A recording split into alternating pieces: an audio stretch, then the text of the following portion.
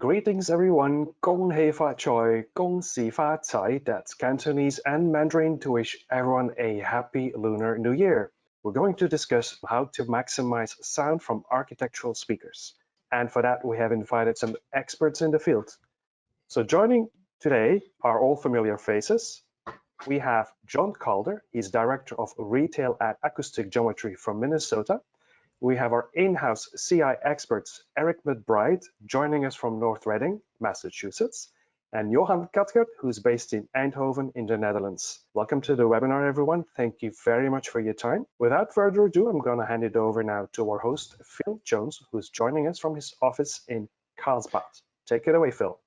Hello, everyone, and it's great to have everybody here today to talk about invisible sound, getting great sound from a in-wall speaker, one of these little guys here. Now, they come in a variety of different sizes and for a variety of different applications. And what we're going to do is we're going to talk about all the different versions of in-walls, on-walls, in-ceiling type speakers that you can use to make your sound sound amazing while not having to see it. So whether you're in an office building, you're in a home, you're in a residential building, you'll see them at restaurants, you'll see them everywhere.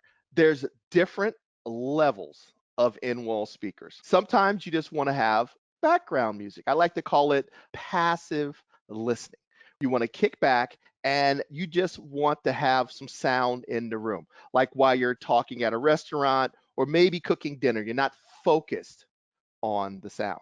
Then there's active listening, where you actively care about what you're listening to. And there's different levels of speakers based on those applications. The nice thing is Mr. Wizard, Eric McBride, has his lab set up. So as we go along, we're going to show you all of the different options and solutions that Bowers have. Now this, by the way, between Bowers, Definitive Technology, and Polk Audio, we have a wide range of speakers. So we can't cover all of them, but we're just going to talk about categories and benefits and tips.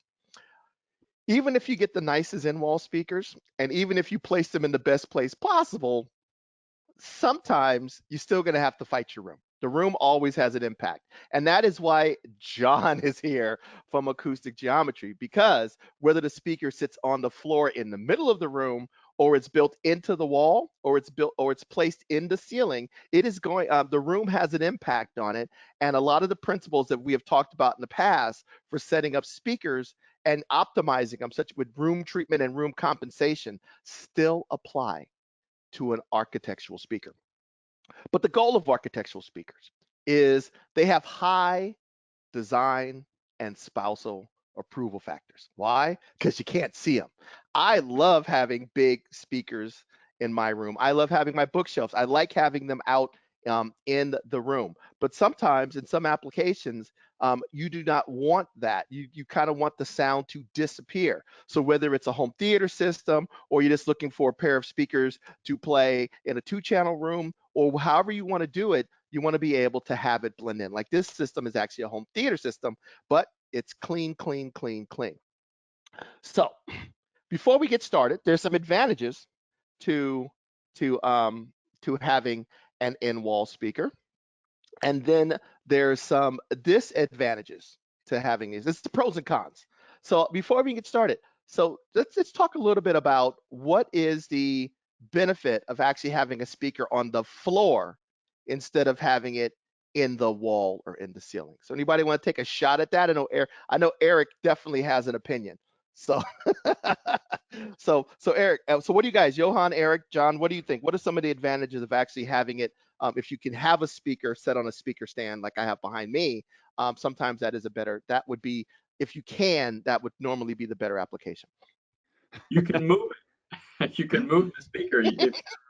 If you have problems in the room with reflections and where your seating is and you can't move the seating, you can move your speakers. When you're putting them in the walls or the ceilings or the floor, once they're in, they're in. We'll talk a little bit more as we go along about the best way to correct an acoustic problem in your room is to move the speaker or move your seat. We can talk about equalization, we can talk about room treatments on all that stuff, but the best way to do it is a lot of times to move your seat. And also, by the way, if you rearrange your room, I've done that. My room was facing this way, and then my wife decides she wants to face the room that way. It's a lot easier to take the speakers and move them. So there are some advantages. A traditional floor standing or bookshelf has an enclosure, which really helps define its bass performance. A lot of in-wall speakers have back boxes or come with enclosures, and some do not, depending on your budgets and your applications. A traditional floor standing or bookshelf enclosure gives you consistency, and the ability to move it back and forth helps you put it where you need to put it to maximize the sound. But it does not mean you cannot get great sound from a pair of in-wall speakers. I'm looking forward to talking about why back boxes are important, why PMKs are important. You know, it's incredible. I mean, I think a lot of people have to realize that, you know, the CI industry, the architectural industry as a whole, is, you can argue, is one of the fastest growing divisions of audio, right, over the last few years. So, and more people are realizing that you can get phenomenal sound from an in-wall or in-ceiling speaker. So don't just always associate in-wall, in-ceiling with distributed audio. You know, you can actually get, like this speaker here and some other ones that I'm going to show you a little bit later on, you can essentially get a studio reference speaker in your wall, or a studio reference speaker in your ceiling. Yeah, at first it was a passive experience just for background music, but now, because if you spend the time and you really care, and you if you're if you were going to really buy an expensive set of floor standers, if you budget the same for a really good set of in walls, your performance is going to be very good. You know, don't go from, I'm thinking about buying $1,000 pair of floor standers or a $2,000 pair of floor standers. Let me get a $150 pair of in walls and wonder why it doesn't sound as good. All right. So if you have a budget for a pair of mains, think about that same budget as if it was on the floor or in the wall, and you'll get better performance. Now, the interesting thing is, when in walls and all of this architectural stuff got started, it was super popular, you know, in America, because it's pretty easy to cut a hole in a drywall and slap it in, into the wall. But Johan, it started to become more popular also in the EU, right? Yes, that's true. And yeah, we have a different structure in houses here. So many brick and concrete used for walls and ceiling. And also, and that's mainly architect driven, that they want to keep the ceiling as high as possible nowadays. So what we're seeing is that not only speakers, of course, but also lighting fixtures and that kind of stuff go directly into the concrete. And there isn't a lowered ceiling whatsoever. So we had to come up with a solution, and we had a local, I think it's an Austrian company who makes them. And it's a back box for in concrete. So when they make the seating, let's say, they pour concrete over it in the end, and it's there. And yeah, we have a placeholder for an in ceiling speaker. See, that surprised me, because like we were talking about back boxes, and then Frederick and those guys and people from the globally brought up concrete, and I was like, concrete, you know, so it threw me off. I think Frederick, your apartment is all built in concrete, right? So because he's exactly. I mean, it's fortified concrete, and also because a lot of people in Asia are renting, it's not always easy to do in ceiling and all that sort of stuff. So it's giving an extra problem. Yeah. So, but they're showing that this is growing in markets. You can, whether you have drywall or concrete, there is a solution if you want to have it invisible, especially if you are remodeling or you plan ahead to build the space. Now, the other thing Johan talked about is, you know, recessed lighting and cosmetics. It needs to blend in. So one thing you're going to see is the speakers come in a variety of shapes, round and even square. So Eric, you mentioned last time that square is becoming more popular. Why is that? Mainly it's driven by the interior designers with the lighting. So more and more lighting fixtures these days are square. They're using square bezels, square flanges. So what they want is they want their architectural speakers to blend in, so that you don't know, technically what a light is, or what an HVAC vent is, or what a speaker is. They want everything to just blend in nicely. Exactly, and that's kind of nice. So you can actually take a speaker, like I have a round one here, and I'm sure Eric has a square one. The speaker itself is still round. It's just the frame of it to make it makes it match. So you don't want to have, and you look up at the ceiling and see round, round, round, round, square. You don't want to look up in the ceiling and see square light, square light, square light, round speaker. So by having the different designs, you can actually make it so it blends in and it's less distracting. You want the sound to be invisible, and so that means you don't want the speaker to call attention to itself or stand out. And if everything in the ceiling is square, it's more likely to blend in. So to add to that, Phil, we see in Europe also more and more, especially in the higher end projects, trimless. So also trimlets, lighting fixtures, even fire alarms, completely built into the ceiling. We have some news there from Bowers & Wilkins. We're coming with a plaster up to kit to be able to really flush mount your in-ceiling speakers. So yes, and that's really cool. We'll talk about some of the ways that before, it was, even though it was in the ceiling, it was blatantly obvious because there was this massive lip. So even when it was in the wall, it was still obvious there was a speaker up there. So so companies are coming out with better solutions to try to make it more and more flush. And this is a new trick that Bowers has came up with. Eric, so why don't you? So how does that work right there that you're using? Yeah, so this is the round version, and this is the square version, whatever one you decide to go with. So it's completely retrofittable. So essentially what you would do, if you can imagine that this is a drywall, essentially determine where you want the loudspeaker to go. You put the frame up against it, you trace around this inner edge here, okay? Then you remove it, you cut the hole, then remove the guard, put it back up, screw it into the drywall, and then your plaster guy will come in and plaster right up to this edge, okay? And then once he does that, I'll show you. Once the plaster is up to the edge, the grill goes right in, and you have a seamless, bezel-less installation. So it's so nice they plaster it up, do the sanding to get it perfectly smooth, so that it seems completely invisible. Nice.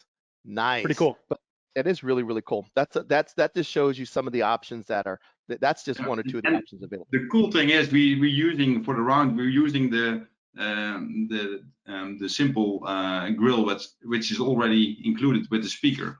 We only remove the white bezel, the plastic bezel, and then you're able to mount it like this. So it's pretty cool. We're doing our first project now, our test project in Europe, and it looks promising, I must say. Yeah. Take some photographs. We'd love to see it. And next time we have one of these sessions, we could talk about it. Yeah, we're going to make a video about the install, so that's pretty cool. Yeah, we should do more because like I said, we have one thing that we're committed to is we're a lot of times you can get all of the marketing spill and the speeds and feeds on a lot of different places. Our goal on these webinars is to try to talk about things that you're not going to find on the website and you're not normally going to find, to give you more insight into how things are done. Like, for example, there's different ways where you're going to have to mount your speaker. Most of the time, this is an LCR, left, right. You can use it for left, right, center, or LCRS, left, right, center, or surrounds. So, but sometimes you may want them to be mounted vertically, and sometimes you may want to be mount them horizontally. Instead of making two different models, there's some pretty cool solutions. So Eric, how does this thing actually work? Oh, you got to make me pick it up, aren't you? Yeah. All right. Yeah. So this is the CWM 8.3D. And if you can see on this mid-range pod here can actually be removed and then rotated. Okay. So if you wanted to use this in the landscape position, horizontal underneath the TV, then you would basically flip that pod and that would be, the dispersion would be accurate, because you got to remember the specific dispersion characteristics of the tweeter and obviously the mid-range as well. So you can see on our CI7 here as well, this mid-range pod also comes out and then rotates, and we leave enough slack in there for the wiring and everything, so you don't have to worry about anything getting pinched. So it's a great solution. Sounds absolutely phenomenal. This particular one here, we'll get into it a little bit later on, is a completely retrofittable model that actually comes with its own back box as well. Exactly. Now if you look here, that's because you want in that particular one, you want the tweeter on top of the mid-bass, Correct. mid-range. Now, sometimes you'll see them, which are called a lot of times you'll see LCRs, and they're made as what's called a diapolito. I love that word. Basically, you have the two woofers. If you look at a center channel, most of them are diapolito. They have two speakers of the same size, and then there's a tweeter right in the middle. So, and that works for a center channel, but I can also take that and turn it vertically. So you have the ability to do, if it's built that way, we have the two woofers and a tweeter, or four woofers. We have speakers that have like four woofers and a tweeter in the middle. Those automatically can be mounted in both, most of the times in both orientations. If you look at this speaker that we were just talking about, because there's a tweeter on top, almost like on top of the woofer, that means you have to rotate that particular as part of the assembly. But it gives you flexibility to utilize that speaker in a variety of different applications. Now, as we talked about, there's different levels of speakers. Because Eric, how much is that guy that you just held up? The one I just held up is, I think, US cost is roughly $4,500, and that does not include the back box, which is mandatory. Exactly. So, yeah, Exactly. So you're looking at about 10 grand for the pair. Exactly. So like I said, there's multiple levels. So whether you're looking at $100 speaker for background music, or it's your first set, and you're looking at getting a pretty decent set for maybe $200, $300 a pair, all the way up to if you're looking to, you want the performance of a high-end floor standing speaker. If you budget the same for the in wall and you plan properly, you can get very close to that performance without having to see it, which a lot of times giving up a little bit of the performance to make your the spouse or the interior designer happy is sometimes worth it. Speaking of one point to make here, and it's about speaker quality that is built in flush with the wall. Back in the 70s, a long time ago, when I was a recording engineer in Los Angeles, they were starting to build the monitor speakers into soffits above the windows. And so they designed those speakers to be the ultimate in recording studio monitors that were flush mounted in the wall. And so it was a soffit, it was tilted down, it was aimed at the recording console. And that was considered ne plus ultra. You know, you can't do any better than that. And so it's easily probable that you can get super high quality out of flush mounted speakers if you design them to be that way. Exactly. If the engineer knows the parameters, and that means cabinet volume, the wall size, even the materials of the wall, all of the stuff that they would know, then they're better. They can really give you great response. And that's why it isn't just originally it was basically someone probably looked at a car coax and said, huh, I could put that in the wall, you know, and instead of it being black to go in my door, I'll spray paint the sucker white and stick it in the wall, you know. So, but like I said, that was just some creative installer. But once you got the speaker companies involved, these engineers really took the time to actually figure out exactly what's going on to optimize them for the space, as well as match the cosmetics. So Johan and Eric were just talking about how to make that grill disappear more into the drywall. The other thing too is the grills are white most of the time. And but a lot of times your walls are not. So most of the grills, or a lot of the better grills, you can paint. You can paint the grill itself. So so we were talking about it. What are some tips about painting the grill, Eric? You brought up some points last time that I thought was pretty cool, Eric and Johan, because I know you've painted a bunch of them. Sure, I'll go first, Johan, and then you can go second if you like. But basically, what we recommend here is using a water-based paint. and using it very sparingly. So doing multiple coats, very light coats, because the last thing you want to do is plug up any of these perforated holes here. And one thing that I forgot about that John reminded me about last night was taking compressed air and actually blowing it out on the grill to help remove any of that excess paint. But that's really what we recommend. Water-based paint, multiple coats, light coats to really get a nice even finish, and then using that compressed air to kind of blow out the holes. Exactly. So here's another one. Here's one that I have too. Now there's a couple things about this one too that I want to point out. This has mesh on the front like a traditional grill, but it also has grill cloth along the back. Yeah, one thing real quick. If you are using a grill that has that cloth, that we call that a scrim, that needs to actually, that needs to be removed first. That actually needs to be removed before you paint it. Yeah, because that will clog up and gunk up. Yeah, see, that is an important point because people go, oh, I can paint them. It says paintable on the website. I'll just spray paint it. And then what happens is it clogs this up. So why does my speaker sound all messed up? So Johan, what were you gonna say? Looks like you were gonna say something. Yeah, to add to that, especially when the color is totally different than the standard white. So let's say you have a black ceiling, and my tip is always also spray the back of the grill, because there are some instances with some lights that you can see the white that you just didn't touch when you sprayed it only from the front of the grill. So if you want to do it properly, in my opinion, do it also on the back. So make sure it's covered also in the back. So that's my tip. Yeah, because we're building a new theater, and they built the whole room in white, painted it white. They put white speakers in, and I was like, a white theater? Why don't we paint the whole thing black? Because that's what it should be, because it's a theater. So they said, okay, we paint everything black, and then there was 10 white circles along the ceiling. I'm like, so now paint all the grills, paint all the rings. Now the thing is, if you look at the speaker that's on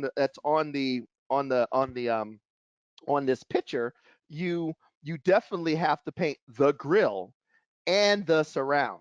If not, you end up with a white ring, a bunch of white squares all the way around, like literally like a lined out image. It looks kind of cool actually. If you want to say where are your speakers, and you just see like what Eric, it looks like that what Eric has in his hand. Okay. Now a lot of times what happens is the new speakers, they're magnetic, so there's a lot less. Like if you look at this one, there's a lot less. So as Johan mentioned, sometimes you may have to paint this black back here to because it may go through. But sometimes if you paint the grill, because these are magnetic, you can just get away with that. And I like this look. This is called an Invisible series from Definitive. I like these grills. And if you look at most of the grills that we're doing from Definitive and Polk, they're getting less and less of the of that big plastic thing around it, because that calls attention to. So even if you look at Eric's big boy right there, if you look at my little big boy, I have a very invisible side. If you look at Eric's speaker, it's pretty much invisible as well. So they're trying to get rid of that big white trim that used to go around the traditional end wall. Hey, Phil, can I mention something pretty cool about this speaker? Yeah, go ahead. Yeah, so pertaining to grills. So when this speaker first came out, again, this is the CWM8 or 8.3 or 8.3D. When I first got the prototype, I remember seeing there's a rubber gasket here. It's tough for you guys to see, obviously, but there's a rubber gasket here that protrudes. We'll hide our cameras, and you'll get bigger. So let me hide our cameras, gentlemen, for a second, so Eric can go, since Eric has all the toys. Well, you know what? Let me see if I can get this other one to work real quick. 1 second. And let me just do this. Sorry. All right. So if you can see, yeah, it's tough to see, but this little gasket right here, right? It actually sticks out from the baffle. And at first I was like, oh, there's a problem. Like, guys, like you didn't tuck the gasket back in enough. Come to find out, because this unit is moving so much air, right? When the grill is on, the grill can still move because it's a pretty large grill. So what the grill does is it actually rests against this magnet, decoupling it. So so basically all resonances that are caused by the drivers moving are diffused because it's actually being decoupled from the baffle using these little rubber little rubber See glands that here. that is awesome, is but really that's cool. another reason why that speaker costs what it does. It's the Yes. components and all of the engineering that actually goes into that speaker. Now, there's a couple other things that are kind of cool that you'll see. The next thing is you say you want a big speaker in a small hole. So if you look here, I have the grills for two 8-inch speakers, but they're totally different sizes. Like you go, well, how can this speaker and this speaker be the exact same size?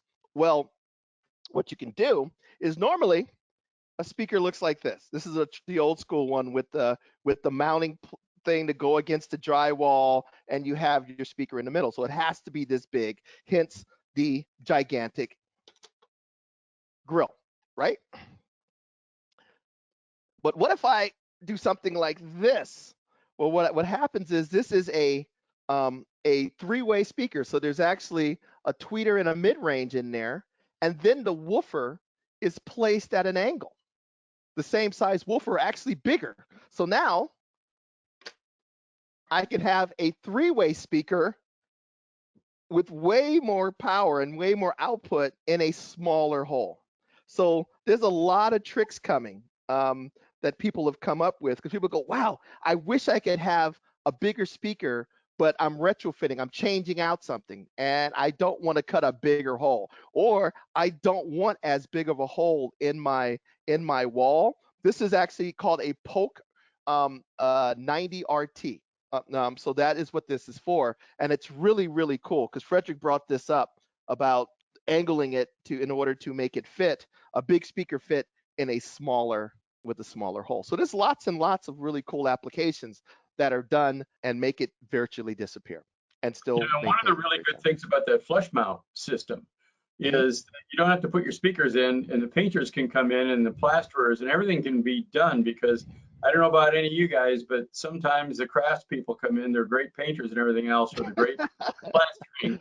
But if you've got a set of speakers already in the ceiling, they're going to get painted. Yes, You don't necessarily exactly. want those cones painted, and so the flush mount basically allows them to go ahead and paint away and sand away and everything else. You just blow it out a little air and put your speakers in. It's really a great innovation, I think, especially for new builds. Exactly. And we're going to talk about that as we get into back boxes, because there's new construction, and then there's what we call in the US retrofit. You're going back in and doing an older home. How you mount the speakers, how you plan for the speakers is different. The type of back box you may use is different, whether it is a new construction or whether you're retrofitting, you're adding it to an older home.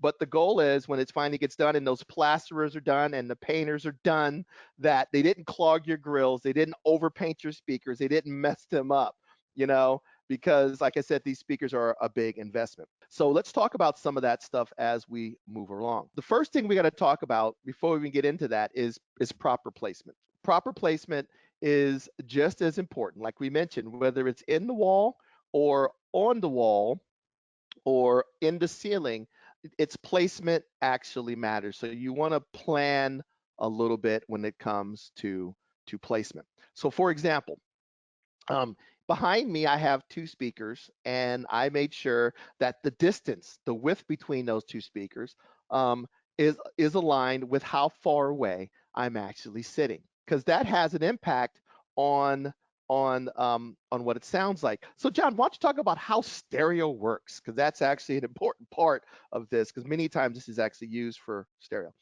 It is. And, recording engineers love stereo, because you get to take a mono signal and pan it, meaning make it appear to come from one side or the other. Classical people love to record in stereo because it gives you a really good sound stage image. Stereo is different. A lot of pop music is mixed with a bunch of mono in the middle, basses, kick drums, snare drums, vocals, but the left-right mix is really important, and that is dependent on the difference. And so if they're too different, meaning too wide, you lose something in the middle. And sometimes, depending on where you're sitting or where your friends are sitting, they're not going to hear a very good representation of the stereo. If it's too narrow, everything becomes mono. All that work that goes into making a great sound image in the recording system goes away. It's just too narrow. You may as well just have one speaker. So the ideal spacing really depends on the triangle between the two speakers and your seating position, or your guest seating position as well. You want to make it as wide a soundstage as you can. Too wide is not good either. Exactly. So the best way to think of it is, say it's a big band, like a big rock band or a big orchestra. Too narrow, it's a two-piece combo. Okay. Too wide, it's two orchestras playing in two different locations. So you have to kind of plan that. So you should have an understanding, at least kind of an idea of where the couch is going to go. Or, I mean, because let's be honest, there's a couple ways you're going to use in-walls. Sometimes they're for background music, and you don't want stereo, because if you're walking down the hallway and you're playing the Beatles and they put the vocals in one channel and the music in the other channel, having it play back in stereo as you walk down the hallway isn't really going to work. So you have a couple of options. Mini amplifiers, some amplifiers allow you to switch them when they're, if they're a dedicated amplifier, allows you to switch them into mono. If not, for hallways, I know that Polk Definitive, I'm sure Bowers also offers them. It takes both the left and right channels into one speaker. So that way it plays back both the left and the right. So you hear the Beatles vocals and the music coming out of each speaker. Like the Beatles should always be in mono. I'm sorry, they should always be in mono. Exactly. So, but a lot of times that trick does not happen. So if you do a large thing, like we just put, I think 80 something pendulum speakers in our office building, I have to switch all of them to mono using on the amplifier. So as you walk through the hallway or you walk through the room, you hear the entire song.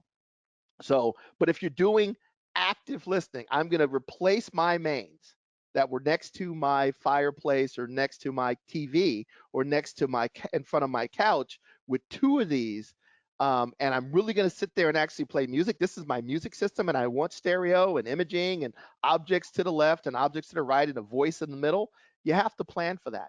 Now, you can't tell to the inch where your couch is going, but if you're building a house or you're remodeling, if you're remodeling, you know where the couch is. It's already sitting there, right? So you would measure that and you try to get more of an equidistant triangle. Now, Eric, sometimes you can't make an equidistant triangle because there's a limitation in the wall. And what is that? Well, I mean, the wall might not be big enough. You could have some type of piping infrastructure behind, which won't allow for you to put it there. If you have a screen, let's say, a big projection screen, maybe the ideal location is right where the frame is of that screen. So you have to, either position them a little bit further out or maybe behind if it is a perf screen. Yeah, I mean, you got to run into things all the time. And again, ideally, you just want to get as close as you possibly can. And then you can use calibration techniques, acoustic techniques that John can tell you all about to kind of correct and adjust time alignment and phase and all that good stuff. Exactly. So there's a perfect spot, but even with your home speakers, a lot of times there's you can't put them there. So you try to get as close as you possibly can to get there. And then there's ways, like a regular speaker, you toe in. Now we'll talk about the fact that if you have an angleable tweeter later, you can toe down, toe up, or toe in using that angleable tweeter. So instead of you moving the entire speaker, most of the sounds that will require that directivity are going to be the higher frequencies, and you'll be able to toe in the tweeter or sometimes even the mid-bass assembly. So the first thing, make sure, take a little bit of time. Doesn't take that long to think about this before you put the speakers in the wall. It may look really cool to have them far apart, and running mono, it's really good for passive listening. But if you're trying to play stereo and you go, how come I can't hear that? How come it doesn't sound like my mains? That's one of the biggest things. People put them too far apart or too close together. Well, and when you're planning, make sure you know where your studs are. That's the single exactly important thing in a wall installation is where are your studs. You're not going to cut all the way through a stud, or you're going to have some big problems with the wall's integrity. So that's part of your planning process, knowing at least where the studs are, if not all the plumbing and electrical running. Exactly. That is a big point. And if it's concrete, you don't have a chance. You can't move them, huh? I'm glad that we don't have any stats in Europe in most cases. You just have If you solid got concrete. you got concrete, that's worse. All brick I and can cut a concrete. hole and move some wood. Concrete, I can get a jackhammer to make a Yeah. difference. Hey, Phil, That's one yeah. last thing, for the people out there, whether it's a dealer or a consumer, don't be afraid to pick up the phone and call your Yes. dealer, right? Call Sound United, call Bowers, call Polk, call Definitive. I mean, just, try to get somebody on the phone, because once you install them, they're installed. So, you know what I Exactly. mean? If you can avoid putting them in a spot that's not desirable, then do it ahead of time. It'll save yourself a lot of Exactly. time and money. Exactly. The next thing is, a lot of times, when you think about surround sound, you want your surround speakers around ear level. So you have your height speakers, but most of the surrounds are around ear level. And if your ear level is off, a normal speaker, what you can do is, if it's a little too low and the tweeter is not at ear level, that's kind of the optimum position for most speakers. You can actually raise the spikes, toe them up, and raise and lower the speaker to angle it up. Now, that application is still possible when you and we also talked about the fact that if it's really wide, sometimes, or even if it's not really wide, the amount of toe in has an effect on the focus of the center image. So a lot of times you'll find people will toe their speakers in and out to sharpen up the image in the middle and widen the soundstage based on, it's kind of like a dance. You want the most focused center image, but you also still want to maintain the width of the band. You want the lead singer to be focused, but you want the width of the band, and that has an effect, can be utilized using toe in. So sometimes you need to angle the speaker down or angle the speaker towards the listener's ears. So if you look at a lot of speakers, a lot of in walls, you can, as you move up, and that's something you could look at, they will have an angleable tweeter. So this is a little guy here, and I can actually angle the tweeter a little bit. Get in focus, get in focus. There we go, focus, there you go. I can actually angle that tweeter to make it, to fire it down. And Eric, you have one as well, right? Yes, yeah. So this is an in-ceiling speaker, coaxial speaker, that actually has an aimable, so it rotates, the tweeter rotates, but it also angles. And it has 3 designations of how it's aimed, so depending on the actual angle itself. So depending on which one you put it at, you then have an EQ switch on the front baffle assembly here. You then basically align the setting on the tweeter with the setting on the EQ. And what that also does is helps time align the mid-bass driver with the tweeter, so that when it's firing down towards the primary listening position, everything is time aligned in phase. Yeah. So let's talk about it. Cool. You can buy a really good in wall that has a fixed tweeter. All right.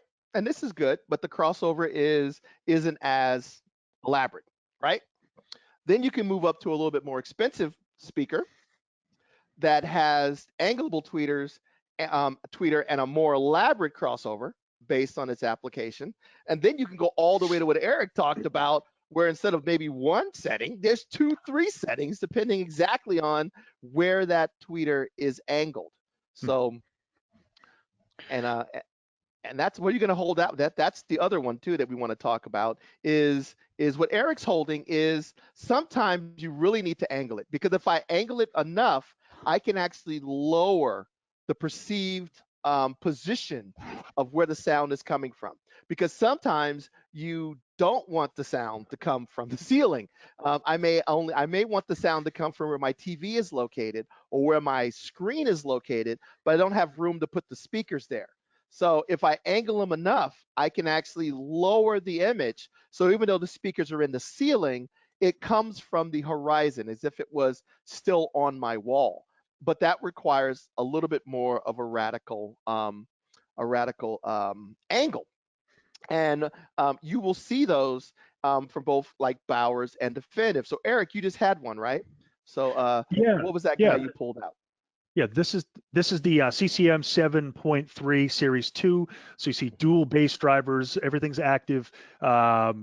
we have a continuum mid-range and a carbon dome tweeter, so pretty substantial. If you guys can kind of see the crossover network on that, that's a crossover that you find on a 700 series in-room loudspeaker, so pretty substantial. Again, it works great, like Phil, what you just said, in terms of dropping that sound stage, especially in the front. But I've also used these in theater applications as surrounds in rears, and what it does is it really helps create that envelopment. It makes the system more immersive, because you hear some coming from the ceiling, but you also hear a lot of that immersive sound coming kind of like, a few feet above you. So it really wraps around you nicely, and you get very consistent audio throughout the entire space. Exactly. And I actually use them for a different application too. When you hear Dolby Atmos or you hear these things, a lot of the concept is for a regular, ceiling that is, your regular ceiling. But a lot of us have vaulted ceilings. So what I did was I have my ceiling is heavily vaulted in my theater space. It's vaulted coming at me. So it starts off, actually it goes this way. So what I did was I bought a pair of the Definitive Ultimate In walls, which are these guys here. And because the ceiling is like this, because of the angle of the speaker, guess what? It's now down firing. And then I use the Odyssey. There's a difference in height. The front ones are maybe 12 feet up, and the back ones are maybe only 8 feet or 9 feet up. But the Odyssey figured out the difference in timing. But I still have a down firing speaker system in a vaulted ceiling. If I had used any other speaker, even if it had an angleable tweeter, it would have been angled this way, away from me. Away from me. There was no way to get it. But because that speaker's angled in the wall, it's actually down firing. So you could actually use these angled speakers. People go, oh, I have a vaulted ceiling. How do I put Atmos speakers in it? Most of the time they'll tell you to try to put a satellite speaker on an angled grill, on an angled, on a mount. But by using these, you can actually have Atmos speakers built into a vaulted ceiling and still have them actually down firing. So there's lots of applications. If you've got your sidewalls are in close, and you've used all the front wall for your screen. I know people with really big screens. You can put the angled ones in the sidewalls, angled toward you, and it'll be a little bit like floor standing speakers in the same position. Yeah, exactly. You basically turn them sideways and you tow everything in. So there's lots of applications. What are you gonna say, Johan? Yeah, what's also really nice to mention is if you're looking at the CI 700 and CI 800 series from Bowers, that they use exactly the same technology as our normal core speakers. So same tweeter, same mid-range, in most cases also same drive unit. So you can also mix and match with normal core speakers. So in the case that you want some two big floor standing speakers, but you don't have room for your center speaker, you can build it in, and the same counts for your surrounds as well. So you can really mix and match also with our core lineup. So that's pretty cool. And like normally a lot of times some manufacturers will say, okay, based on a series, 700 series, 800 series, 600 series, here's the ones that go with it. That's great. Like for example, Bowers has that. This guy right here is an LS speaker, works well with a Legend or or something like one of our traditional LS or RTI. So this speaker we can recommend if you want them to be timbre matched perfectly, you can do it this way. Definitive actually just says, you know what, we're going to use the same type of drivers and the same type of tweeter in basically everything. It's kind of an application base. It's just, does a tweeter get bigger or does a tweeter get smaller? So whether I get an in-wall, an on-wall, or a floor stander, I can mix and match all sorts of combinations because they all have the same timbre. So you do want to kind of make sure that it doesn't start off as a helicopter and then turn into a model plane as it flies over your head. So you do want to make sure that the speakers have the same kind of tonal balance. And now, one thing, Jeff is not here, so I'll mention the Odyssey system will actually time align a lot of this stuff as well. So your imaging is far more accurate. And even if all your speakers are in the ceiling and you're using Dolby Atmos, the Odyssey can time those middle height speakers to arrive a little bit later, and so that your sensibility of straight on and above you is intact. And the Exactly. Odyssey system does a lot of that to, if you've matched your speakers really well, and they have, as you mentioned, the same timbre characteristics, tonalities, then it gives Odyssey a much better chance of getting all this stuff time aligned and giving you a really good, accurate sound image. Exactly. And that's a big point. Remember I mentioned my ceiling is vaulted? Remember one pair of surrounds, and they're closer. The ones in the back are actually closer to me. The Odyssey knows that. Adjust the time thing. These are further away and higher, so the distance is different. All the receiver's looking at is timing. I got to make sure that everything arrives at the proper time, and it doesn't care where it's placed. As long as it can measure what the time is, it'll slow the sound down or start it early to make sure that you get it at the proper time. That's Now, why we love digital. exactly. So actually, Frederick, do we have any questions right now? Because we've been rolling, and then we'll get into other things you can do. The big step up when it comes to end walls and in ceilings. Yeah, there's two questions that are standing out. One was about water or temperature resistant certificates, and then I think someone has already answered that for the Bowers & Wilkins. Yes, they do have the IP rating certificates. So that's kind of been answered. Do you guys want to further elaborate about the certificates, or is that something we've covered? Johan? Well, the Bowers, the two Bowers models are called Marine 6 and Marine 8, and they are called for that for a reason, of course. They are also UV tested and saltwater tested, so they can really be used on outside decks, on yachts and boats and so on. So also when you live near the sea, then it's very wise to use those kind of speakers outside, because normal grills will rust eventually. Yeah, exactly. So there are some. So we have a similar Marine series from Polk Audio as well. There was one more question, and maybe that's something that Phil can demonstrate from Leonidas. Do the V series from Polk, the Vanishing series, do they have a pivoting tweeter, a swiveling tweeter? From which one? For which one? From the Polk, the V series. If you have any this guy here, right? This guy right here. This is a Vanishing V60, series. V65. Yeah, so this is a V80. Yeah. The tweeter is not angleable.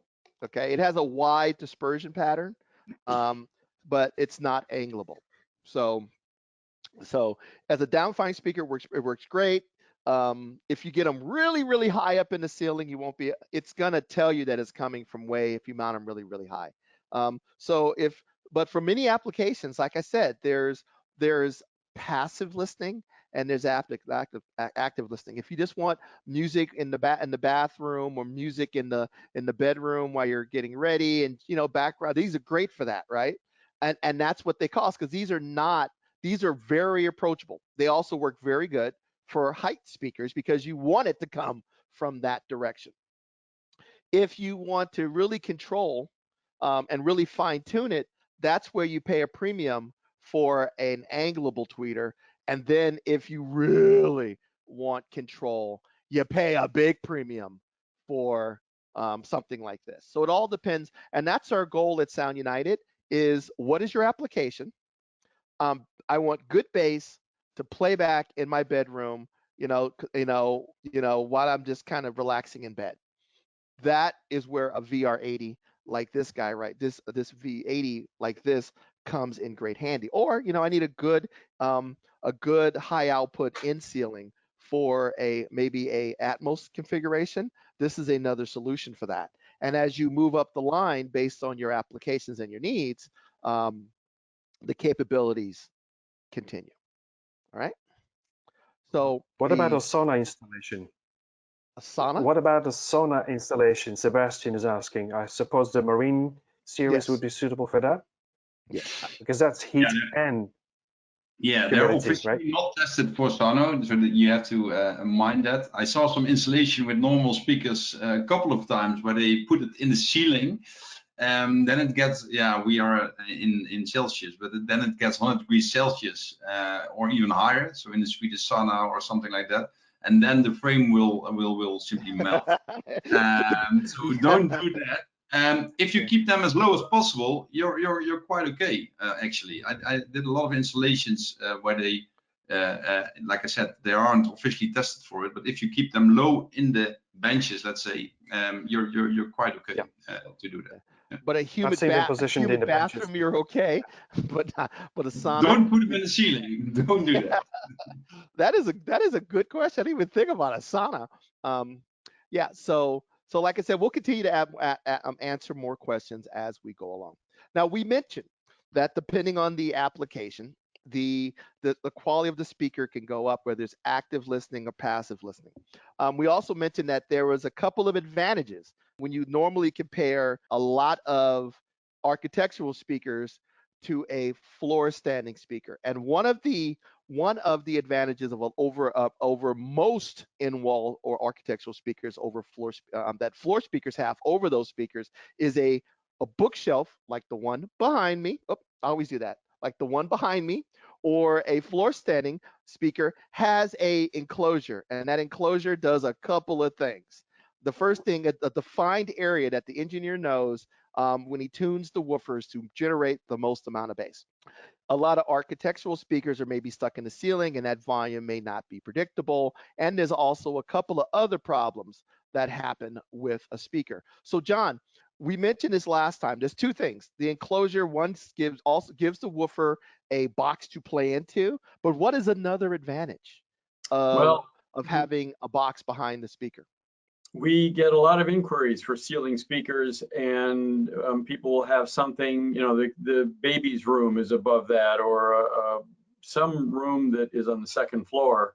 And you get a lot of sound leakage through the floor. And so soundproofing, which is different than room treatments, you know, those are two different things. So soundproofing, keeping sound in the room and keeping the sound from going into other rooms, is super important for not just theaters or two-channel listening rooms, but pretty much any application for a speaker. So whether they're in wall or in the ceiling, the back box isn't just a design function to get the optimal sound out of the speaker. It's to keep the sound inside the room as much as possible. And the really good back boxes are sealed and isolated completely from the structure. And that's what you're really trying to do. Exactly. And that's a big point. Remember how we had mentioned earlier that if you were already going to budget 2,000 or 3,000 US on a pair of floor standing speakers, you should have that same budget if you're going to put them in the wall, because that allows you to use a better components, better design, and back boxes. And if you do all that stuff, you can get a lot of the performance that you would have gotten from that speaker sitting on the floor, but having it in the wall. Now, there's two types of back boxes. There's ones that you put in before you put the walls up, and there's ones you put in after. So Eric here has a couple of examples of what we call of construction, the ones you would do during the construction. So Eric, talk about the ones you have. Yeah, sure. So at Bowers & Wilkins, we have obviously a back box that accommodates pretty much any one of our CI models. So as you can see here, this is all pre-construction. So this back box is used for CI 300, CI 600. It's a metal back box, has an STC value of, I think, roughly 26 dB, which basically that's sound abatement, that's sound attenuation, which essentially means if we're playing 100 dB out into the space, this box will reduce that, attenuate it by, call it 26 dB. So really what you'll be hearing, is about 74 dB in the other space, minus obviously the substrates that you have in between it. So that's a back box. It has its own internal insulation that you can see here. It's like a mineral wool type. We also supply pre-mount kits. These pre-mount kits or rough-in kits do a couple of things, but one of the most important things that they do, obviously rigidity is important when you're installing it, but it also holds the space, because you guys mentioned earlier that, when you go into a room, especially, a new construction, and you walk into, let's call it a kitchen. So you have lighting, you have HVAC, you have fire suppression, you have the range, the hood. I mean, you have so many things fighting for space up in the ceiling. If you can get in there before everybody else and install these, you lock that in. So now you get the ideal spot, the ideal location for your loudspeakers, because that's critical, as we just talked about placement. This guy that you see right here is also pre-construction. this is for the big boy that I showed you earlier, the CWM 8.3D. Very substantial. The back box itself is almost as tall as me. I know you can, actually, it almost looks like it's taller than me, as you can see from that. Again, comes with its own L brackets. It gets affixed. It's just nice. I mean, it's made out of MDF. It's solid, extremely inert. So again, virtually no resonances travel through the channel. So and you basically, most important, you got to remember too is that the whole point of a back box is it controls the outcome, right? Like our engineers, they design them with that internal cubic volume in mind. So we know exactly what's going to come out, no matter if it's installed in concrete, if it's installed in brick, drywall, etc. So yeah, you got STC, a sound abatement. You have fire ratings as well for plenum, mostly for commercial zones. Saves the spot, controls the resonances. So yeah, they're ideal. Like, should you go with the back box? Always, if you can. Now, if you have a room that you're remodeling, refurbishing, right?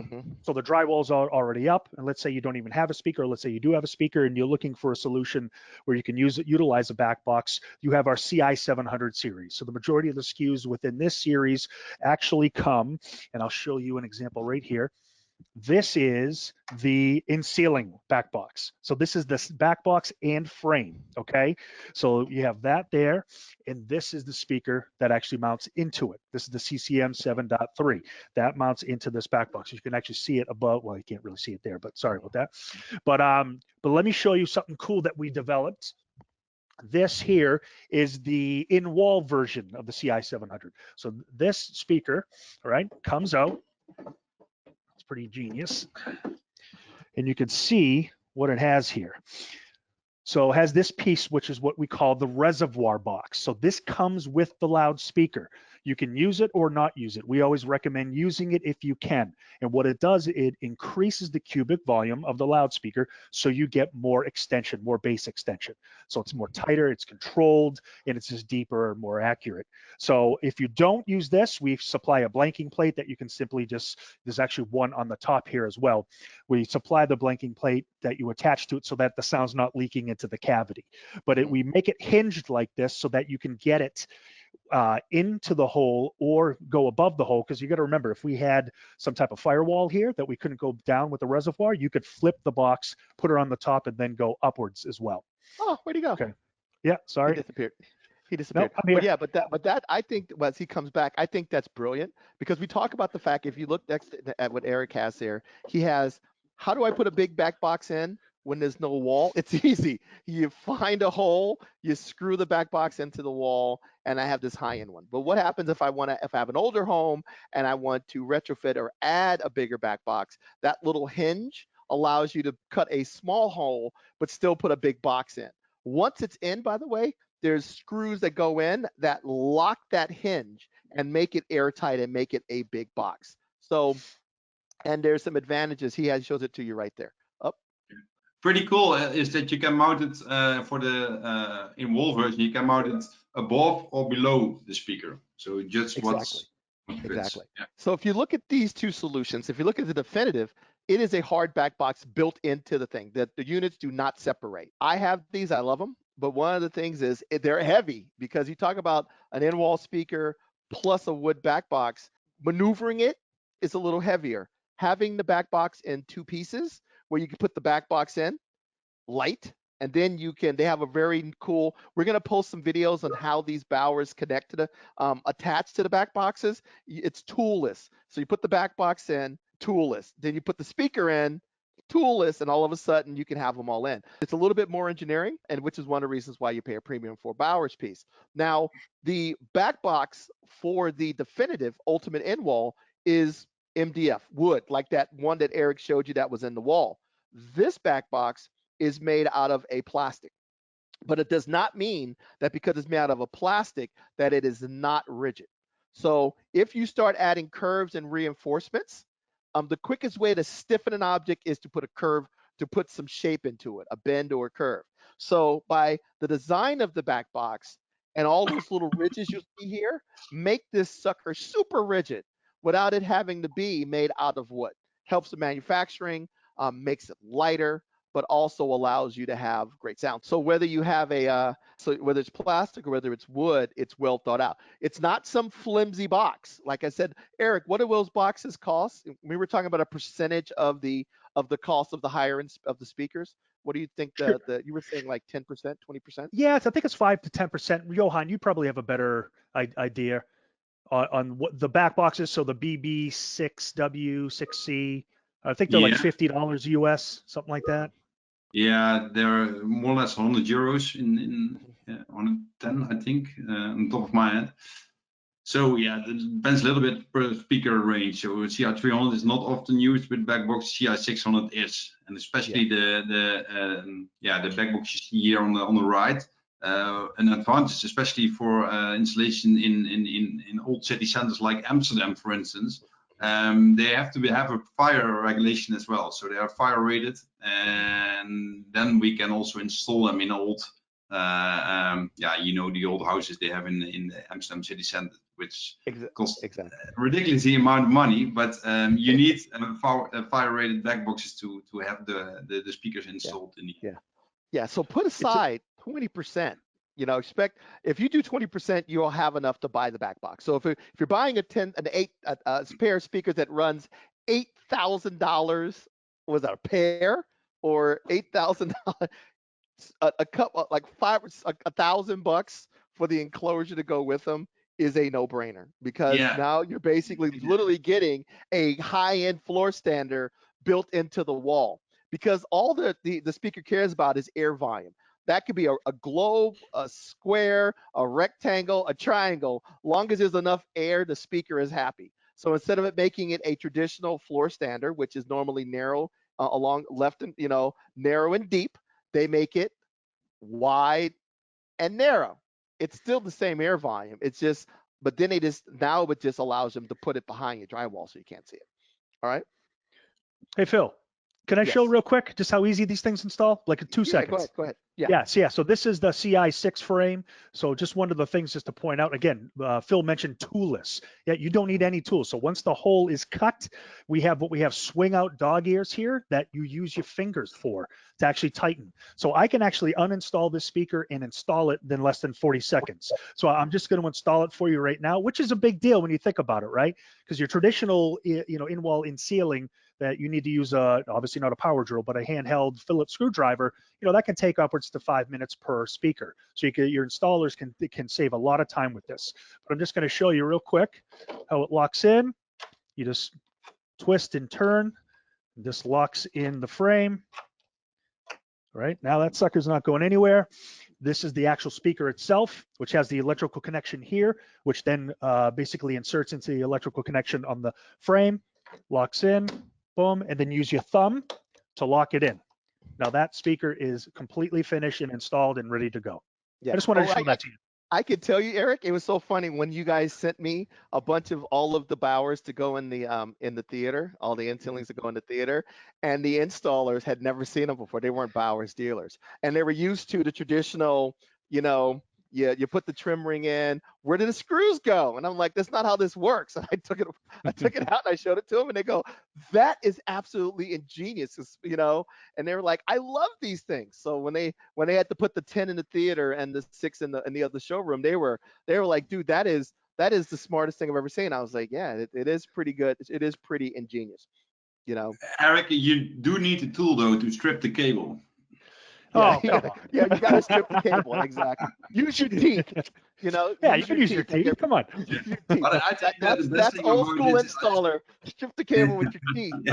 But anyway, so we talk about these back boxes, and like I said, so whether it's plastic and hinged for like a retrofit, or whether it's wood, like these big wood reinforced ones that go into pre-construction, there's a solution. If you can get a back box, there's an advantage to it. Does not mean that if you get a speaker that does not have a back box, it's not going to sound good.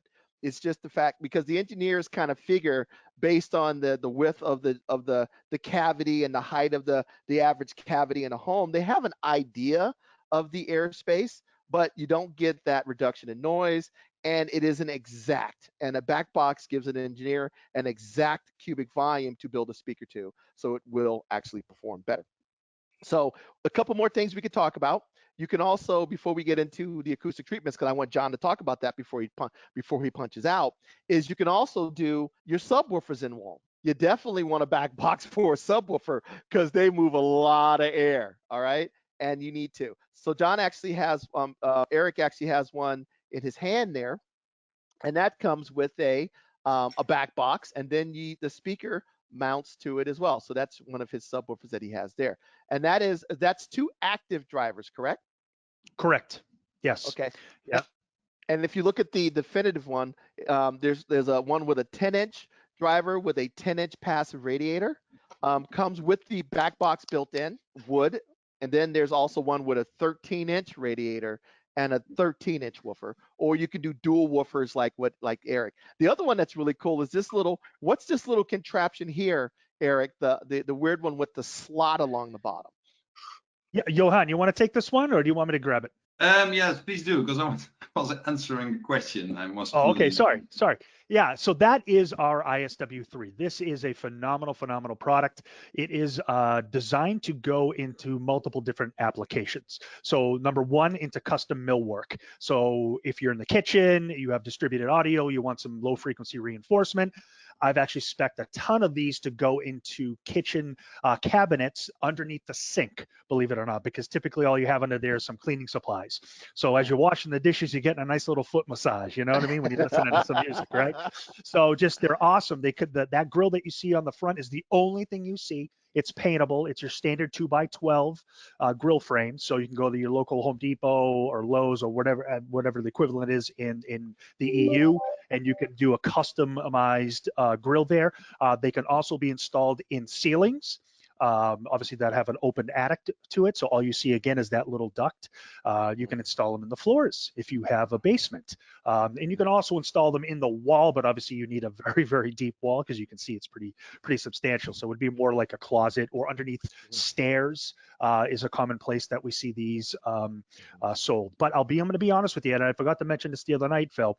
One of the things, one of our guys, dealers, he grabs that grill, or grabs a grill from Lowe's or Home Depot, and when he's doing walkthroughs with clients, he actually will show them the grill and be like, where do you want the subwoofer? Where do you want the subwoofer? And it blows their mind. They're like, what do you mean? I'm like, this is all you're going to see. And they're like, oh, okay, yeah, we'll do one in every room. So he's killing it with distributed audio. He's just throwing these in like every room, every ceiling. Because I was looking at this too, because my theater is above my garage. And the garage has a pretty high ceiling right there, and I'm like, wow, my wife hates the black boxes. I like them, but she doesn't.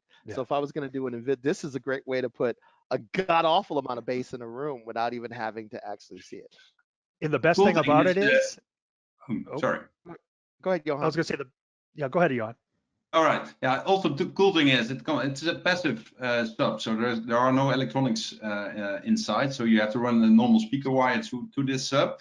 But we have a separate power amp you should use, but you can drive 2 subs with 1 amp. So at my home, I have 2 installed in my wall bench. I have a bench made in my dining, and it sounds amazing.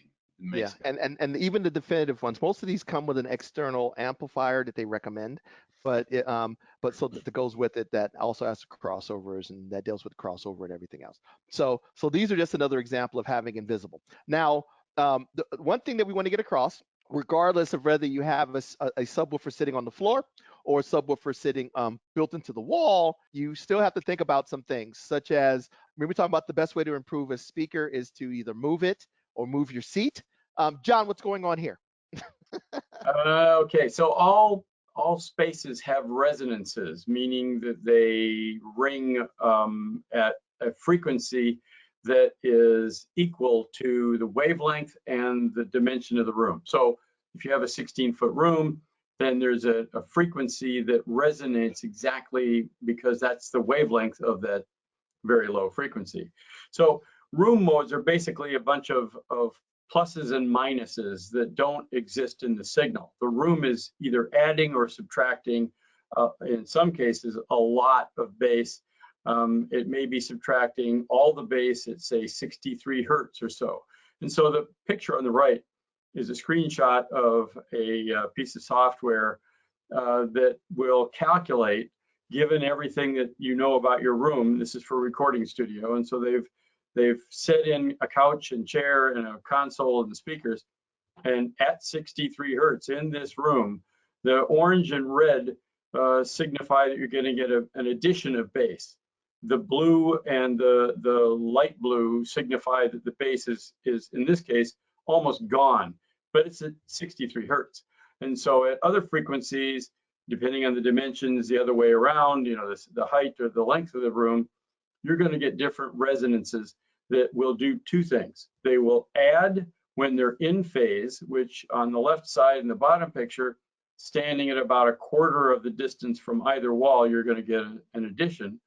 And right in the middle at that frequency, they're going to be out of phase and are going to cancel. And so it's especially important when you're wall mounting or ceiling mounting or floor mounting any of your low frequency speakers or full range speakers that have a lot of low frequency in them, to understand that you may have to move your seating because there are going to be places in the room that you're not going to hear some frequencies and it's going to feel like the bass is insufficient. You can't really equalize this. One of the problems with the out of phase section is that there really just isn't any energy there because they're canceling in phase.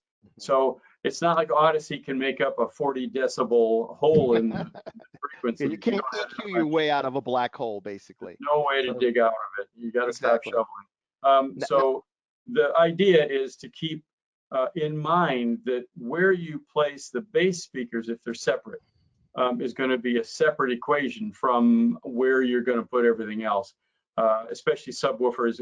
But you can mitigate it by putting multiple subwoofers in. Exactly. So there you go, segue boy. So there's a couple things you could do. The first thing is more subs are better. By having two subs, at least two subs, you'll mention, like he talked about, there's certain frequencies that you'll lose bass, and there's certain frequencies where bass will be boosted. And that chart we just showed you was just showing you one frequency. This is kind of showing you the bass range.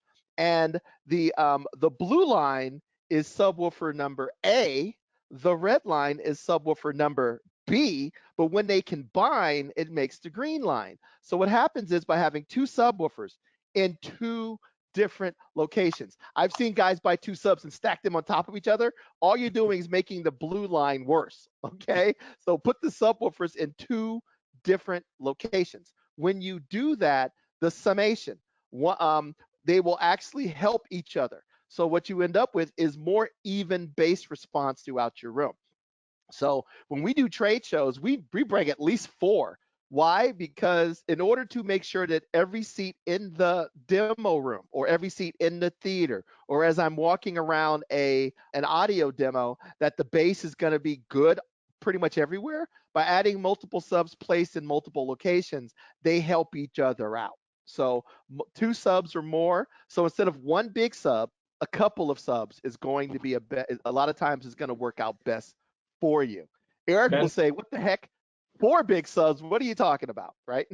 but multiples are always good. Multiples. And the Odyssey system, again, Jeff's not here, I'll fill in a little bit. For those of you who have multiple subwoofers, the Odyssey system can actually time align 2 subwoofers or 2 sets of subwoofers. And so the point here is, if you're going to have, say, 4 subs, Y chord 2 of them, 2 pairs, and make sure that they're installed equidistant from your seating position, because then the time alignment for those 2 Y chorded or paralleled subs will be the same, and Odyssey can adjust the time alignment for those. And so if you've got another pair of them, so you've got 4 of them in the room, then basically those 2 should be at the same distance from your main seating area. And then Odyssey in 2 channels can time align those. That's fairly important because otherwise you get a smear of low frequencies when it crosses over to the mid and high range.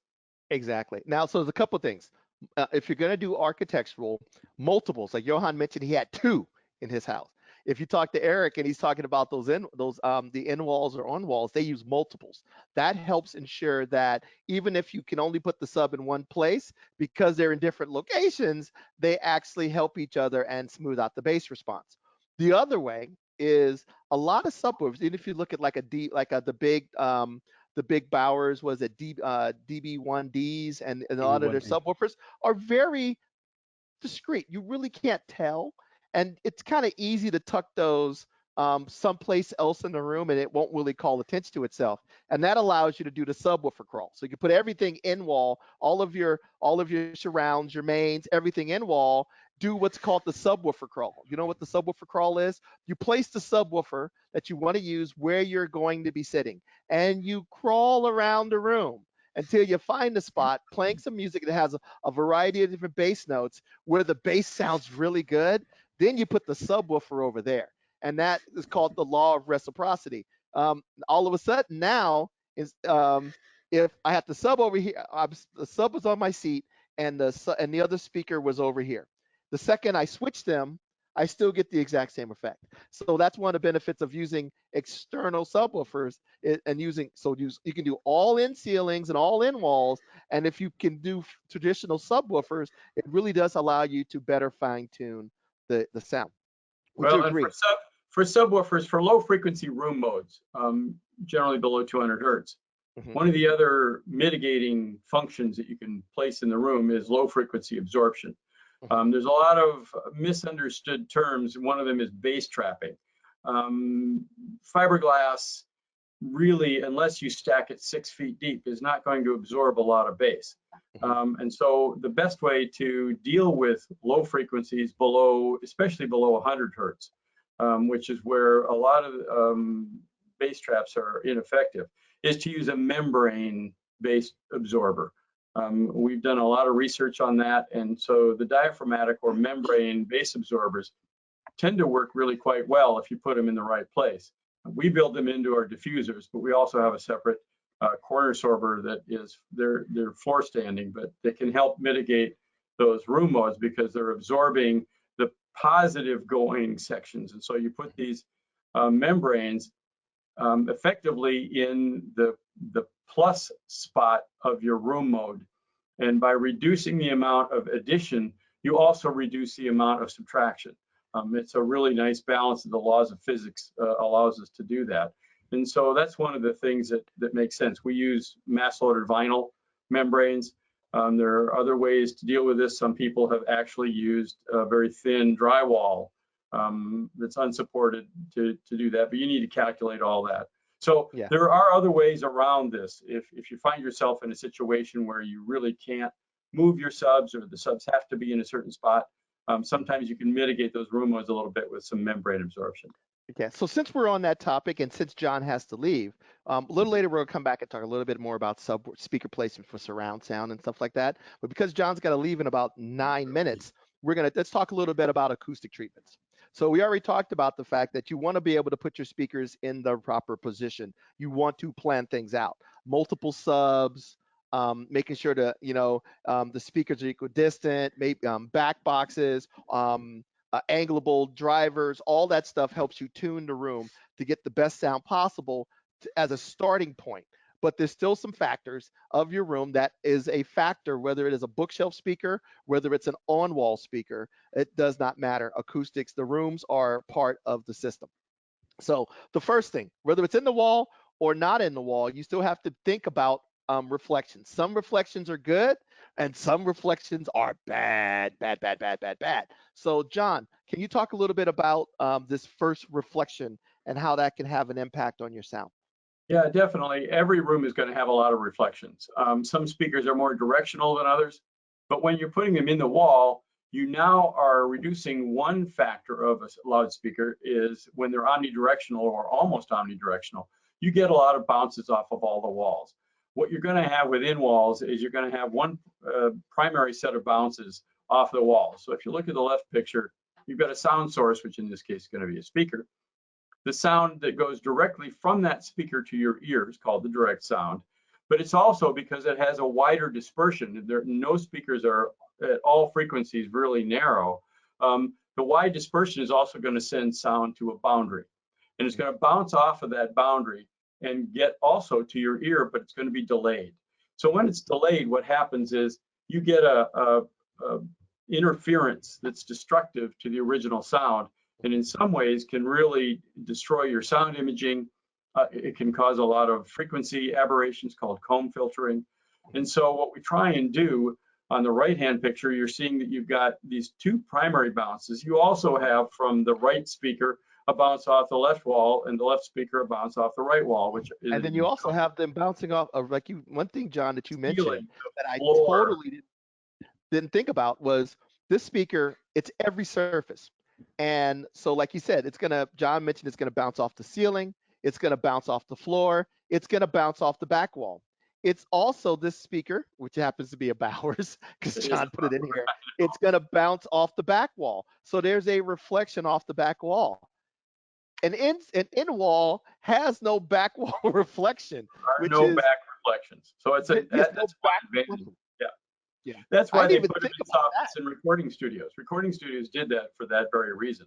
And Okay. one of the things that we want to do is these are called first reflections. The worst and first reflections are the ones that do the most damage.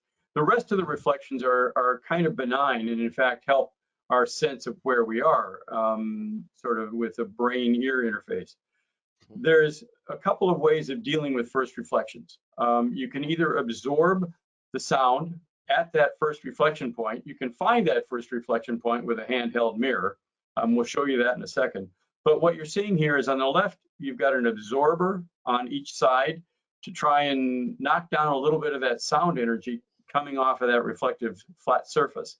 And on the right side, you've got a curved surface diffuser, which is spreading out the sound energy so that less of it gets directly to your ear. And what happens is that you keep the sound energy, the reflective energy, in the room, but it's less destructive because it's not mixing full strength with the original sound, the direct sound that's coming out of the speakers.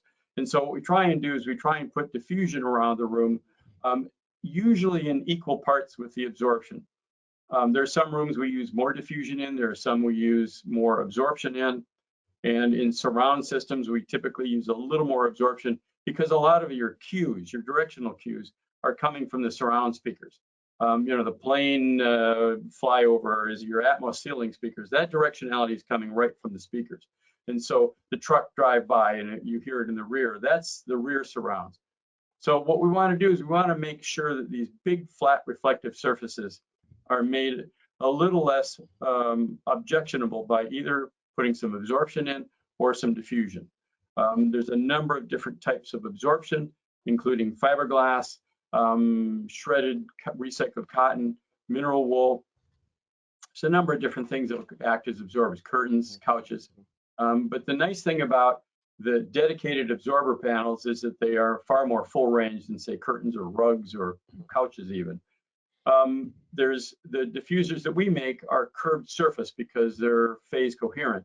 The ones on the right side are quadratic residue diffusers, which are phase disruptive. They tend to work better, in my opinion, in the back of the room. Those are quite good in kind of helping mitigate the reflections off the back wall. The curved surface diffusers are best in your left, right, or in cases of a floor standing speaker, the front wall.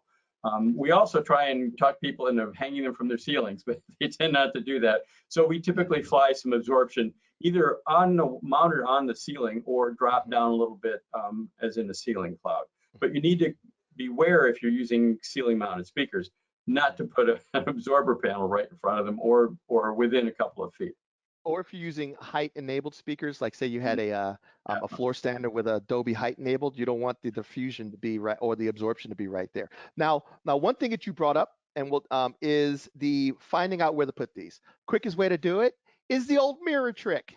You have someone sit on the couch and you have someone slide a mirror along the floor, along the back wall, along the side walls, and you will see every speaker. You will see the left speaker, you will see the right speaker, you will see the surround on the opposite side of the room. You will see all of the speakers, and you mark them. You get a piece of, like I get that blue painter's tape, and then you can use that little tape. Okay, you slide it over. Oh, there's the left speaker. I can see it in the mirror. Put a piece of tape there, and you keep sliding it. Oh, there's the other speaker. Put a piece of tape there, and that kind of gives you an understanding of kind of where that's the old school non-mathematical way. The other thing is I have Eric. We don't really care about where the subs are. The subs exactly. are going to be, that sound's going to be everywhere. We really care about the mid-range and the tweeter and finding Exactly. where that first reflection is. Exactly. And as I slide that mirror around, whether the speaker is sitting on the floor or whether it's built into the wall, when you see it in the mirror, that's the first reflection for that particular way. So that's the old school caveman way of doing it, because you don't have to do any mathematics. Now, between Eric, John, and Johan, they're maniacs. So what happens is Eric and John are working on the theater. Actually, I should get Johan involved in this too. We're building the theater for our building. And of course, Eric knows the dimensions of the room, the height, and everything else. So he's going to say the best place to put the speakers are going to be here. Put your mains here, your surrounds here, your rears here, your subs here. Then he can share that with John, and John says, well, based on where that is, it's a 90-degree, it's a basic mathematical calculation to determine where that speaker's first reflection is going to be. So you're probably going to need within a few inches, or probably closer than that. So you're probably going to need I would recommend a diffuser here and an absorption here and everything else. So you could pre-plan. So even if the stuff is going in the walls, and where they're going in the walls, you can reach out to John's company, Acoustic Geometry, or a high-end company, and they can actually help you determine where you're probably going to need diffusion and absorption. The incoming reflection equals the outgoing reflection. The incoming sound, if it's coming in at 37 degrees, it's going to bounce back at 37 degrees. And so it really is the laws of physics. The bounce is the reflection is going to equal the incoming incident angle from the loudspeakers. I need to go, but okay. Adios, John. Okay. Attending. As John leaves, we do want to stress taking a little bit of money and applying it to the acoustic treatments do have a huge impact. $1,000 when you're setting up a $10,000 or $12,000 all invisible theater goes a long way to make that room sound better. Because every time you see these pictures, they show you these beautiful rooms that are completely barren. Because it looks really good in a drawing, to have the room that has nothing in it, because it looks really, really, really cool. But when you clap your hands or you play it, it's like a high school gym. So there's ways to add acoustic treatments to these spaces without really taking away from the aesthetics. And by talking to companies like John's company, they're really good at hiding acoustic treatments. So if you want to have some all invisible theater, you could do that. And you can have acoustic treatments, like these big metal columns are actually giant diffusers. These big grills right here, the one with the red circle in it, actually has the in-wall speaker behind the speaker behind it, because they didn't even want to see it, and they didn't want to see the grill. So instead of using the grill, they actually made an acoustic transparent piece of art. Some of the other pieces are the diffusers. So there's curtains. There's a lot of ways you can do to enhance it. So whether you want this wild looking theater, or you look at a space like this space is full of diffusers and absorption and everything else, and you can't even tell.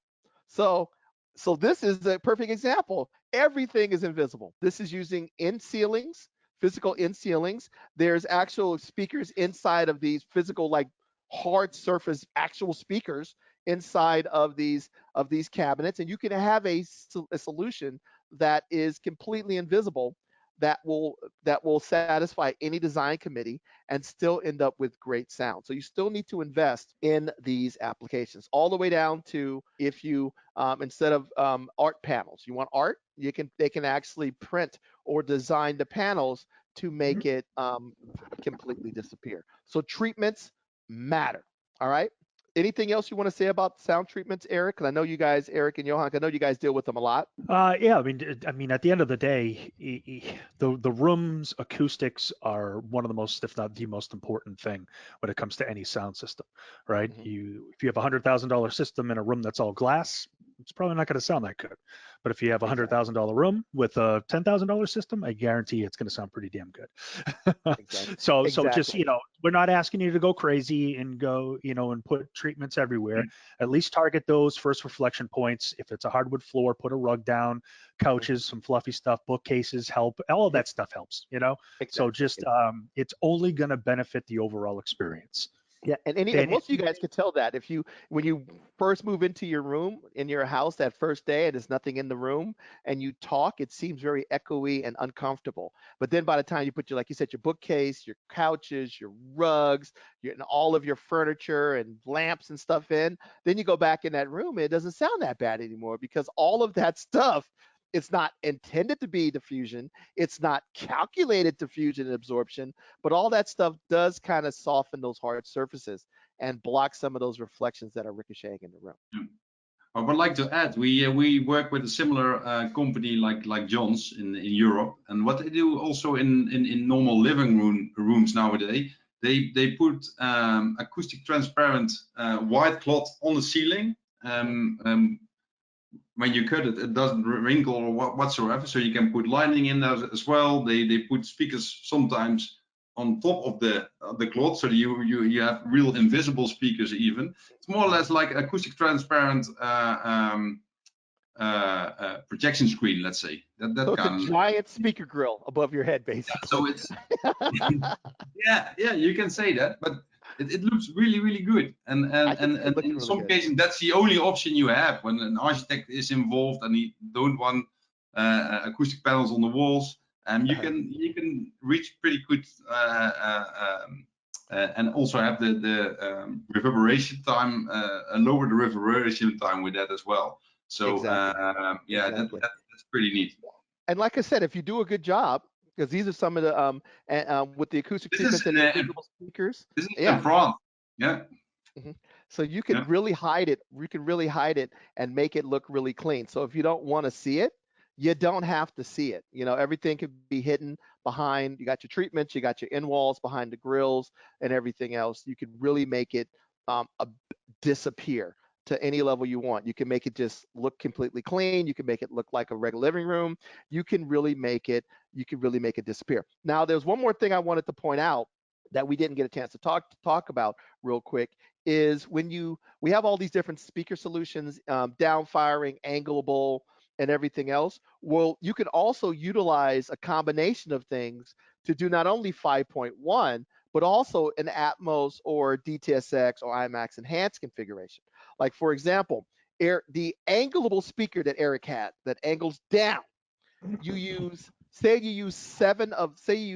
of those or 7 of those. That will lower the soundstage and give you the effect of the speakers going around the horizon. So that would be your 7 in your surround. So now the sound is kind of closer to your ear height, right? Then you would use a traditional down firing speaker for your 0.4s. And before you know it, even though everything is in the ceiling, you still get you want the horizon. The big thing about Atmos is you have a horizontal layer of sound around the horizon, and then you have something above you. And by using a combination of angled speakers and down firing speakers, you can have everything in the ceiling and still get that effect. Is it going to be as good as if you had physical speakers on the ceiling, or on the floor, or physical speakers in the wall? No. But it shows you the flexibility. You can do traditional floor standers and bookshelves within ceilings. You can do on walls within ceilings, or you can do everything in ceiling and still get the application. You just reach out to guys like Eric and John that talk about your application in your room, and they can help you determine which selection and which options of speakers you should choose to give you your invisible theater as well, right? And last but not least, you can do everything right. You could use your acoustic treatments. You can put this, you can use the best speakers, but guess what? Sometimes you still need to do a little bit more tuning, and that is where room compensation comes in. There's a variety of different services or things that are built into AVRs. Our Denon and Marantz products use Odyssey. What Odyssey does is a couple of things. By utilizing, you take multiple measurements of your room. Now it tells you to take multiples. Take multiples. I don't care if there's only one seat, because it's trying to get an understanding of your space. So the biggest complaint I get when people go, Odyssey doesn't work very well, is because they take one measurement. Take the 8 measurements. What it's using that for is, number one, to help deal with any peaks and dips in frequency, EQ your room. The next thing it does is it helps with the delay. There's a perfect place to put your speakers. When you see these drawings that come from that they show you from DTS or Dolby Atmos, that is the perfect environment. Your system is equidistant, like this DTSX drawing. Most rooms are not like that. But what this does is if my couch is closer to my mains than my rears, it will apply delay to the channels. So even though you are not sitting equidistant from the speakers, the sound arrives to your ear like it's equidistant. All right. Now people go, well, I don't need it because I can use a tape measure and I can use an SBL meter. The difference is there's the physical distance that the tape measure would measure, and then there's the acoustic difference, how long it takes for the sound to arrive. An Odyssey system is going to be far more accurate in figuring out what the acoustic difference is than you using a tape measure. So it may say it's 12 feet, and then you measure it and say, no, it's not 12 feet. It's only 11 feet. That's the trust the Odyssey if you want it to blend together. Okay. Though Jeff is not here today, Jeff Clark from Odyssey, the best way he can explain it is if he plays a demo that has rain, and if everything is time aligned properly, it sounds like rain. If everything is not time aligned, it sounds like pink noise or white noise. There's no defined location because the timing is off. These room compensation, whether you have a vaulted ceiling, one speaker is closer to you than the other, whether there's a peaks and dips in your bass response, room compensation can help with that. Is it going to solve everything? No, it's not. But you have a lot more control over trying to optimize your particular space. So, moral of the story, use the room compensation that's built into a Denon or Marantz product after you get everything up. Trust the numbers and the calculations, because it's not about what it looks like, it's about what it sounds like. Because I get called all the time and they say, my speakers are full range, but Odyssey says it's small. Well, you know what? The microphone says small. And I tell them to go get Spotify or Tidal and run a 30 hertz note and sit down where they're sitting. Can you hear 30 hertz? No. Well, I don't care that your speaker is 9 feet tall. It's small. Okay. So I know it hurts your ego that it says that your $3,000 or $5,000 floor standard is small, but acoustically it's still small and you need a subwoofer. All right. So trust the numbers. So do we have some questions? I know that we do. Oh, yes, plenty actually. A very interesting one. What about cables? Customers spend lots of money for connecting expensive floor standers, snake oil, whatever, these big, huge. What about CI speakers? What about the cabling for CI speakers? I can answer that. We're actually Thank you. running we're running 32 zones of audio in our building, and we still use AudioQuest. It was 6 miles of AudioQuest, and we had to go get a heavy duty van because it weighed what's a kilo, what do you call it? It weighed over a ton. So what would that be in kilograms in metric? It was about it weighed about the same as a Volkswagen. Well, That's the best way I a can ton explain is it. medic. Yeah. Yeah. So it weighed about Right. as much as a Volkswagen to do it. But you know what? It does matter. Now, are there some things that you may not need, but you do need longer runs do require heavier gauge. Then you have to, so there are some advantages to buying better wire. Heavier gauge, finer strand, that does help when you're trying to transfer signals for long distances. Now, do you need the $12,000 Viper wire in the wall? Probably not, because it's a diminishing returns. But should you invest in better wire than zip cord to run because Eric, you mentioned you have a pair of end walls that cost how much money? They're roughly, I think they're around $9,000 US. Yeah, Yeah. 9,000, So 10,000. Yeah. So if you drop $600 or $700 for 12 meters or 20 meters of better audio quest or Kimber cable or better wire to run that back to your rack, it's a worthy investment. So that's the way that I would explain it. Yeah. Hey Phil, And, let's. sorry. Nice to Go ahead, add to the AudioQuest thing is that they now also have special stranded high-end cable for custom install as well. So if you really have that high-end in-wall speaker with even 4 wires, so you can B-wire or B-amp the speaker, which is possible in our 800 series or our CI 800 series. So yeah, talk to your AudioQuest guy. And I will give you a tip too. Options. Yeah. I will give you a tip too. When we ran our theater, we ran all of our space. I had them pull 14.4 because normally that's the big. That's a pretty big. That's the big one. Then what we did was it's only going to one speaker.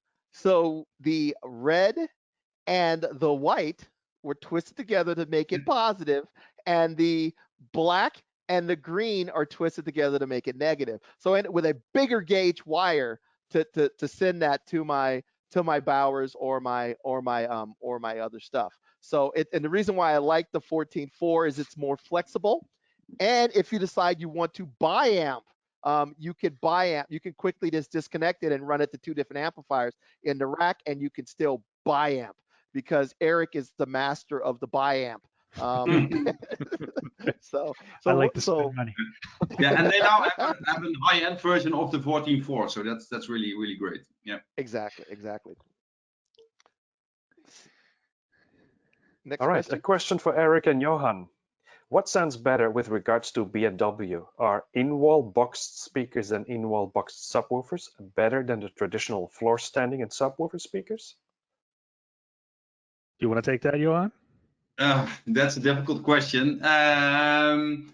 It really depends. I think with floor standing speakers, you're like John already mentioned in the presentation, you're able to move freely and get that sweet spot on your listening position. That isn't possible anymore with when you build them in the wall, of course. We can get the same quality out of an in-wall speaker, but if you ask me honestly, what sounds better, an 803 D3 a floor standing speaker or an CWM 8.3D, I would go for an 803D. That's for sure. What and John also mentioned that in the presentation, what the in-wall speakers don't have is front wall cancellation. So that's a benefit for going in wall. But yeah, the rest is The main thing is it's more about application based. And sometimes the application trumps that last bit of performance. If you, like we said, if your budget is $6,000 for a floor standing speaker, spend $6,000 for your in wall, and you'll get a lot and plan properly, and you can get very close while still making it invisible. But there are some advantages and disadvantages for both. But it may just be I can't have something out in my room. That is not an option. And because it's not an option, this is the application I'm going to go with. If you look at subwoofers, I think normal active subs are often a little bit more powerful.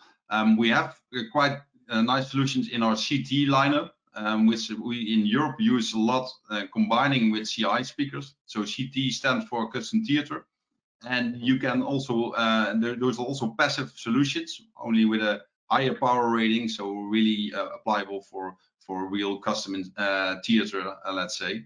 And we mix and match those a lot with CI speakers as well. So exactly. if you want Speaking of the, yeah, go ahead. Sorry, if you want a discrete solution, you can build them underneath benches or under a staircase, like Eric already mentioned, and also have a passive solution again. So you have I have one sitting in my rack behind me. Run a good speaker wire to it, and you can really make it disappear into your room. Okay. All right. Next question. Technical question for Johan from Gary. Is there only one set of binding posts used on all the B&W in-wall speakers? Can you do bi-amping at all? Depends on the series. So most series, so CR 300, 600, and 700 are a single binding post. Only our 800 series has, like we used to with our normal core speakers, have the ability to bi-wire or bi-amp. Yeah, Eric actually has one too. So, yeah, so I can like show it. Yeah. Yeah, so that's the nice thing about having Eric staying at the office. You can actually, he actually has. Yeah, so you see the double binding posts here. There are bridge cables by default, but you can remove them and bi-wire or bi-amp the speaker, especially with the CWM 8.3. That's advisable in some cases. Yeah, for sure. Very good question. These are some great questions. Good Do gosh. in-wall speakers need less acoustic treatment? Ooh. Yeah, go ahead, Phil. Okay, so remember we talked about the fact that you have reflections off the front wall, reflections off the back wall, reflections off the side walls, reflections off the ceiling, and reflections off the floor. An in wall does not need to deal with the reflection that reflection off the front wall.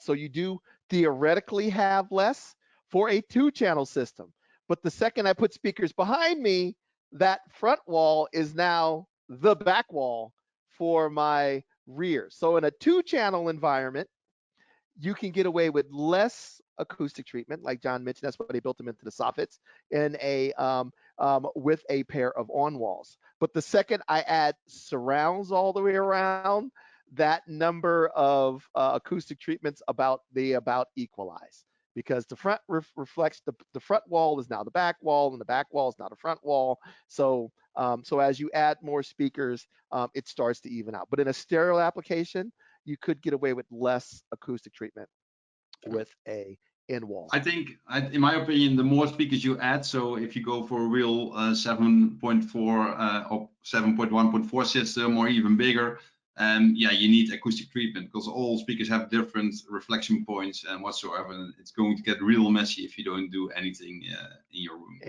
Exactly. All right, so. Okay, for custom installs, mostly passive subwoofers are used. Any advice for amplifiers? Like in the case, POC used to have dedicated amplifiers. I think B&W also has dedicated amplifiers for some of the subs. And what so does if Definitive, there's no actually. dedicated amp? Any suggestion? Well, there's a couple things you can do. One of the benefit of using the subwoofer that the manufacturer offers, like the Bowers amplifier or the Definitive amplifier, is it has a crossover built in. Okay, that is designed specifically to go with that speaker, and also the impedance and everything else. You can use an external amplifier. If you're using a surround sound system, some of the receivers sometimes have a low pass. They have a low pass. So if you could take an amplifier and set the low pass in the receiver to cross it over, or you can buy a third-party amplifier and an external crossover. But just to kind of tie on to it, the SA250, which is the amplifier for the ISW3 and ISW4, and the SA1000, which is for our CT passive subs, they all have built-in equalizers for them, built-in EQs. So there's actual dip switches on the back that you tell which model it's connected to. So those are, again, have been done by our engineers. So that's why we definitely recommend that you go with the SA250 and the SA1000. That's it. We've pretty much covered it all. So thanks everyone for joining. This was a really nice, sweet session. We learned a lot ourselves as well. So thank you for joining. We'll see you back in March. We'll make an announcement, so keep an eye on the link for the new webinars. We've got 15 seconds left to say, have a good weekend. Take care, everyone. Take care, everybody.